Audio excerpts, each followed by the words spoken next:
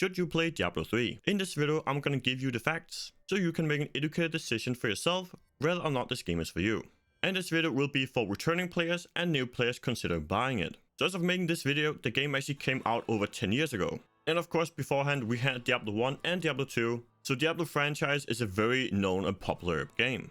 So when Diablo 3 came out over 10 years ago, it actually wasn't a very good game at all. It had a lot of issues and was lagging a lot of content. But over the years, and especially with the expansion of Reaper of Souls, the game has become a lot better. And this is what I'm basing it off. How is it to play now?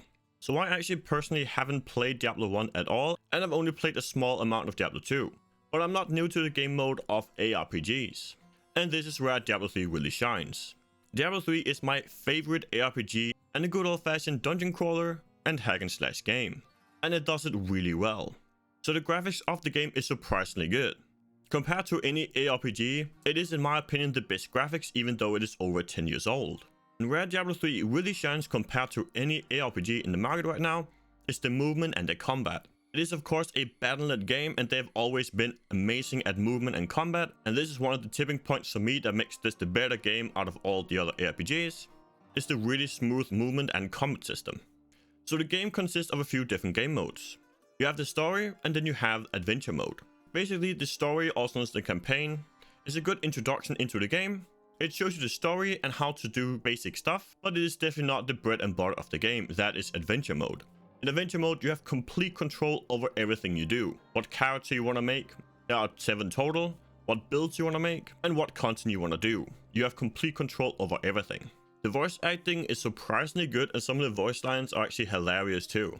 But the game allows you to play a variety of different classes with different abilities. You can be a hack and slash barbarian, goes in guns blazing with a big axe, or you can play a more methodical ranger or even a spellcaster, staying far away casting various spells. Now, nice thing about Diablo 3 is the game difficulty. You can choose entirely what game difficulty you want, and there's almost no cap on how difficult you can make it in terms when it comes to grade rifts. And grade rifts is basically the main content of the game. It is endless dungeons that are random, that you can run over and over again as much as you want to, slaying demons and getting loot.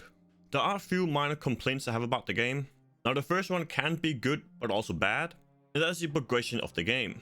Basically in this game you have a thing called seasons. So about every 4 months a new season will launch, and the devs actually add new content to every season. So even though it's a 10-year-old game, you are still getting new content every 3 to 4 months, which is amazing. And if you choose to play a season, you start over in this season. You of course still maintain all the other stuff you had before, but in a new season you start over. And this is where 95% of the player base are. They are playing seasonals, because this is the more fun and they have really good power creep and extra content. For the first couple weeks of a season, the progression of gear and character power progresses at a really nice pace. One of the issues I have is that when you play the season for about 100 hours or so, it can start to stale out. You don't find the same kind of upgrades anymore. The progression in power will come to a halt a little bit. So in this regard, I consider Diablo 3 a really good casual game. It's a game you can play every season for a couple of weeks, and you will have a lot of fun and play with all your friends. But I would not really recommend it as your main game because of the progression slowing down. But for a casual player, it doesn't really matter that much. Now, one of the other complaints I have is the cheating. On console, there's a lot of cheaters, and there's also quite a few cheaters on PC. And of course, there are cheaters because you have a leaderboard. People are competing on a leaderboard for every class and every build, and who can do the highest grade rift. So you have some people cheating by, for instance, using bots to run 24/7 getting gear for them. Now, Blizzard does of course try and stop these and ban them. And of course, for 95% of players, it doesn't really matter at all anyways. But if you're a really try-hard gamer and you want to try and compete for top 10 or so on leaderboards, you might see some of these spotters. But they are of course getting banned a few times a season, so it's not really too much of an issue. So in Diablo 3, it is of course an ARPG. It is all about progressing your power. You have levels from 1 to 70, and then after that you have Paragon levels. And every point of Paragon will give you more power.